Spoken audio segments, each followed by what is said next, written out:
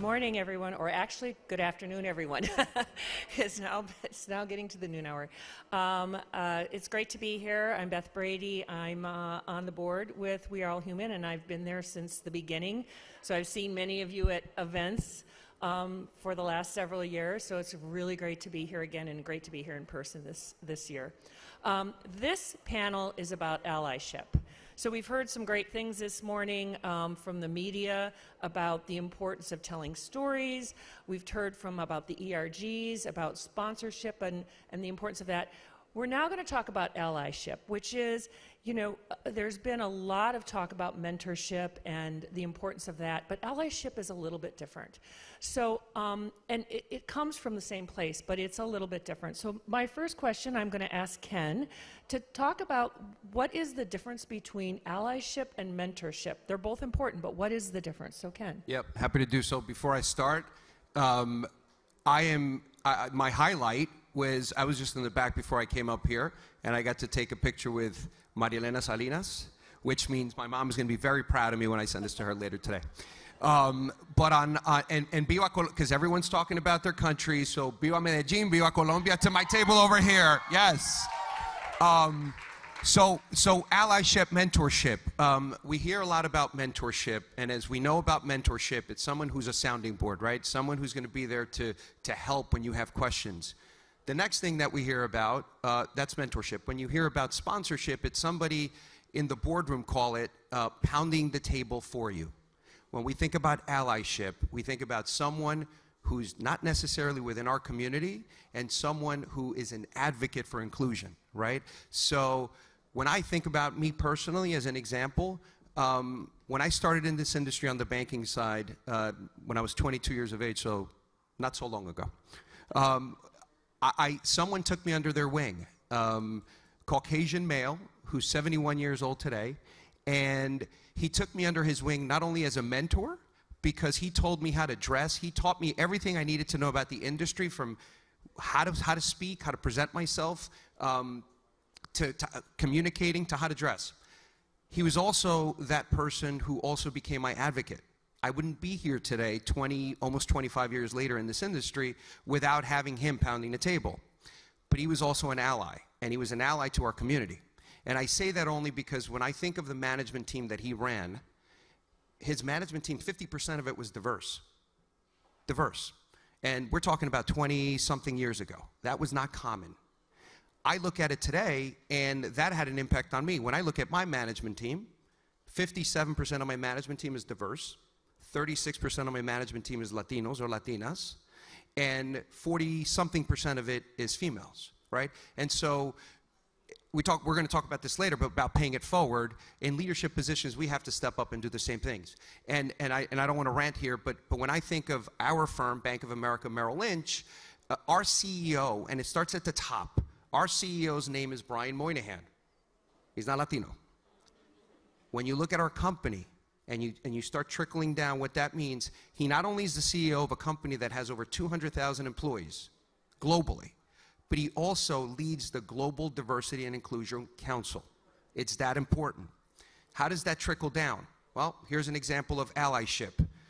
We have an employee network, a Hispanic Latino employee network, which is called HOLA. We have 17,000 members.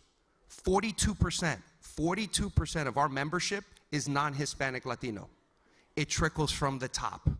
When you look at our management, 50% of our management are not Latinas, I'm sorry, women. But when you think of the management team on a Latino-Latina basis, 15% of our management team is Latinos and Latinas, right? So you start thinking about the demographics of the country, you start seeing companies that reflect themselves in the markets that they're in, and that is a definition of allyship. One of the things that we're going to be doing are the president of our wealth management division, Andy Sieg, which is the division that I'm a part of. He put a stake in the ground about 2 months ago at a conference, Latitude. I think some of you were at the conference in San Diego. And on our way back, we talked about developing a strategy for how to achieve what the stake in the ground that he put in, which is right now at Merrill Lynch, 9% of our financial advisors are Latinos, Latinas, Latinos, 9%. Put it in perspective, the industry is about 5%. All right, so we're more than double. Here's the stake in the ground. in the next 8 years, by 2030, we're going to get to 20%. We're going to more than double that. Why? Allyship. Andy Sieg is not Latino Latina, okay? But he sees the demographics, he sees the importance of our community, and he's put a stake in the ground, and we have a strategy to develop that. So when I think of allyship, that's what allyship is. Thank you. That was wonderful. And I know Brian Moynihan, and he is a prime example of a leader that is doing the right things at a very large corporation and making a huge difference. So, kudos to him. So, Monica, can you kind of give us an example of allyship at work in your space and maybe talk a little bit about the work that you do? Absolutely, yes. It's a pleasure to be here.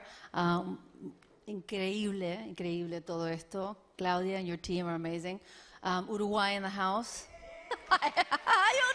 No, I can't believe it. So I'm the Director of Spanish Language and Latinx Media for GLAD, the LGBTQ organization. And yes, thank you. Allyship is incredibly important. It has been to the LGBTQ community in many ways. And I'm just going to give an example of, the 2008. In 2008, we were given the right to marry the person we love by, seems like a simple concept, right? By the Supreme Court of California in May. But people got really organized on the opposite side, and by November, we had a ballot initiative that was going to take away the right for me to marry the person I love, right? Not someone else, but the person I love. So in the LGBTQ community, we've had to figure out how to tell our stories and explain why it's important for us to have marriage equality and so many other things, because we still aren't there. We have marriage equality now, but we have so many other things that we need that are, we don't have protections in terms of you can be turned away at a hotel, you can be turned away at a restaurant, and it's legal to say, I don't like gay people, I don't like transgender people. Nope. And a lot of people will tell me, you're kidding me, that's still legal? It's still legal. But anyway, so we had to find allies. We had to turn voters into allies from May to November, right? And we've had to do it many times, but I'm just using this example. So we had to tell our stories in the media. We had to tell our stories ourselves, right, as LGBTQ people, and we needed our allies to tell stories too. Because when I'm talking and I'm saying, soy una Latina, lesbiana, I talk about my family, I talk about the importance of family and my parents' beautiful marriage. But when my parents get up there and talk about how important it is for me to marry, everybody goes, oh, because they're relating to my parents if they're not LGBT or Q, right? So they're like, oh, someone like me who supports the community. So we've had to get really focused. We tell our stories and we get allies to tell our stories too and to support us. And some of that is media advocacy. What I do is help Spanish language media and Latinx media too, but mostly Spanish language, tell better LGBTQ stories. But I first had to convince them that they wanted to, right? When I first started in 2008, a lot of people were like, oh, Moni, I wish I could, but that's a controversial issue, and we're not going to tell that story. So I had to really say, but we're part of the community. Soy Latina, soy lesbiana, etc. And so we still have a lot of work to do. We're not represented really in novelas or in so many other scripted and so many things. So that's what we do is, push, get ourselves in there, get that. Let me in, and let's talk. Let me help you do this because truly, our communities are diverse. Obviously, we are LGBTQ and Latinas and Afro-Latinas and et cetera, trans people, transgender people are still not represented at all or seen. Anyway, I'll stop there. No, that's wonderful. And I think, building off of the earlier panel with the media panel talking about the importance of telling stories, I think that's exactly the point that Monica's making, and I think it's an important point, is, people will relate if they can, storytelling is a huge, powerful thing to be able to get people engaged and related and a part of a community. Even if they don't speak Spanish or if they didn't come from Uruguay or Colombia. So I think that's a lesson for all of us. Monica, why don't you tell us from your perspective, right, with your organization, how allyship is at work or how it needs to work harder for you? Oh. I'm not sorry, Monica, I'm saying, so we just talked about. Presica. No problem. Hi, my name is Priska Bay. So I work for something called the Asian American Foundation. It's a new organization that launched in May, and I think the way we launched is a really great sort of reflection of allyship in action. as many of you might know, Asian Americans have had kind of a terrible few years in this country because of our former president. And what happened was a man named Jonathan Greenblatt, who's the president of the Anti-Defamation League, Jewish American, he came to some Asian American leaders and said, we're seeing a rise in hate against your community. You might want to do something about it. So my board members, including the co-founder of Yahoo, the co-founder of Alibaba, some really powerful, successful Asian American business leaders, they decided that they were going to pull together an organization because of Jonathan and his leadership. And Jonathan is now on our board, and we're an organization that launched in May. And if it were not for Jonathan, I don't know if we'd be an organization. And when I joined, I come from the diversity space, and my conversation with the board started with, coming from the diversity space, Asian Americans are often not in the conversation. We're not in the room. We're not a part of this movement. We have to be. And so we just started to talking CEOs. All of their friends who are CEOs, took their call, took the meeting, and the simple ask was, what are you doing for Asian Americans? And you can imagine a lot of the CEOs kind of didn't have an answer, right? Because a lot of strategies were built for Black communities, for women, for LGBTQ, for Hispanics sometimes. And so we just brought on company after company to have them commit to Asian Americans. But the one thing that we were certain to tell every single person that we spoke to was that it's not just about Asian Americans. Whatever we're advancing, we want to advance for all groups, for Hispanics, for women. So I think that what the Asian American Foundation truly believes is that, we can't just advance for one group only, right? Because then they just sort of split us up. They reallocate resources. So my message was always like, we don't want to take away from anyone's budgets. We want you to add to it. And so that's what we're trying to do at TAF. That's great, and I think that's a really important point is we all have to advocate for everyone, not just, it's important to move forward this agenda, but this agenda will only survive if we're pushing forth lots of different agendas. So Ken, what gets in the way of allyship? Well, the challenges that you have in allyship is, in my opinion, when we make it, I think you hit something spot on, which is we got to get the message out that there's power in diversity. And I've always said there's power in diversity, but there's more power in numbers of people coming together. And it doesn't matter whether you're Hispanic, Latina, Black, African American, Asian American. When we create an environment that's exclusive as opposed to inclusive, and I want to make sure I'm clear on this, inclusive of everyone, not just minority groups. When we make it inclusive, we all come together and we get more allyship. When we make it exclusive and it's just either about one group or a diverse group and non-Caucasians, if you will, not white males, then that's when we run into that challenge, right? And I always think about it this way. Right now, in this current state, we're not talking about the future, we're talking about today. The golden pen, if you will, the people signing the checks, right, to promote some of these employee networks, all these diversity initiatives that we're all trying to do or that we're trying to drive in corporate America is not Hispanic Latinos. It's not Asian Americans. It's not Black African Americans, right? We know what it is, right? And so the challenge we're going to have is making it inclusive now as opposed to exclusive, because if we don't form that partnership, we're never going to get to where we want to get to, right? And so I think, in my eyes, that is my opinion, in my eyes, that's where we struggle. Yeah, no, I agree, 100%. Monica, what is the danger of allyship not existing? Like in an organization, in a culture, if allyship isn't in place, what is the downside? You're missing out on so much richness. You're not hearing all the stories of the people you work with or the people in the community. You're missing out. And I think we have to invite people to be allies. We really have to do the work, We have to share the information we got here, the data points and everything else with those who are not Latine or Latinx. Here's a new one, Latine. I'm sure you all heard it, but I had to. Language evolves.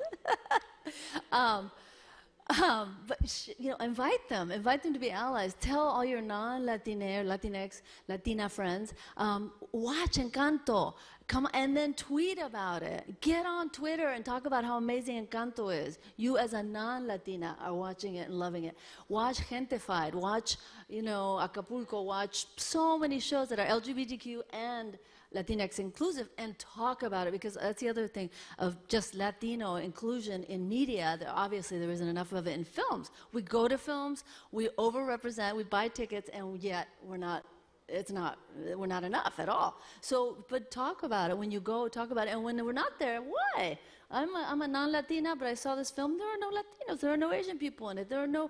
Why? You know, like ask people to get passionate with us. Yeah, that's such a true statement. I mean, we all know, like, the #1 show on Netflix right now is out of Korea, Squid Games, right? So the power of viewership is huge.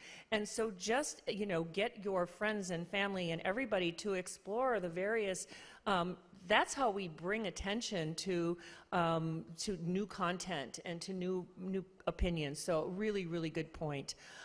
So Pressica, what do we need to do to build allyship? Like, how should we think about building this? I mean, I think, being on this panel is like one step. So thank you for inviting me. Thank you for inviting the Asian American Foundation.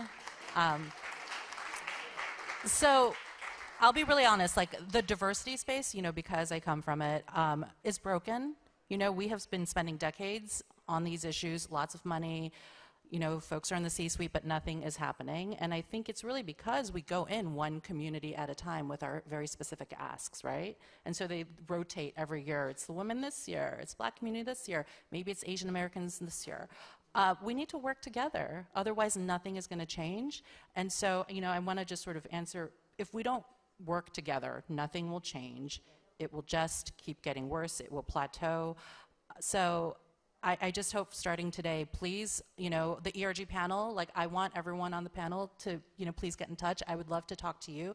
There are so many first-time Asian American ERGs that are being formed right now, and I'd love for them to work with you on best practices. Like, we don't want to start over from scratch without, the information that you might already have. So I imagine this summit is happening for each community, right? Like next month, month after. So if we could just maybe come together and start talking about the shared experiences and challenges we have, which I know we do, but we need to do it better and more intentionally. I think that's a wonderful point, and it would be great next year at this session for us all to bring along some people that are maybe not part of the Hispanic community, because it's educational as well. So, it's great that we are all coming together like this, but let's expand to the points that were made on this panel. So thank you, everyone. I'm going to turn over to Claudia now, and we will move forward.